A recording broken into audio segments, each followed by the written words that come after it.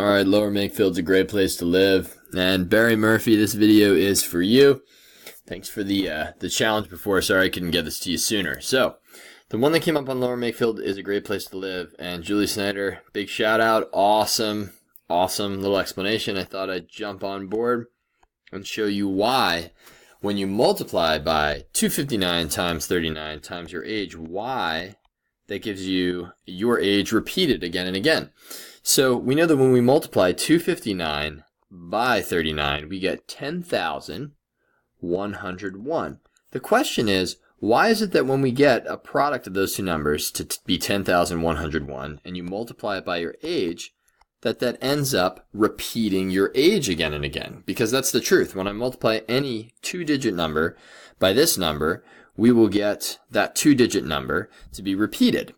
So let's see. Well, if I multiply 10,101, that's the same as multiplying by 10,000, and this is kind of a neat little trick here, plus 100 plus 1 by some number. Let's call that a two-digit number, right? So if that's some two-digit number, let's call it, I don't know, A, B, with A being the first digit, B being the second digit. Okay, so if I multiply 10,000 by AB, what ends up happening? Well, let's just kind of distribute that out. This is just the simple distributive property. So AB times that times that. So we're multiplying each term by AB. So 10,000 times AB is what occurs, plus 100 times AB plus AB. Okay, so what happens here? If I do 10,000 times AB, that's some two-digit number, right? That's going to end up being AB with 4 zeros after it, right? 1, 2, 3, 4. And you can put the comma right here if you'd like.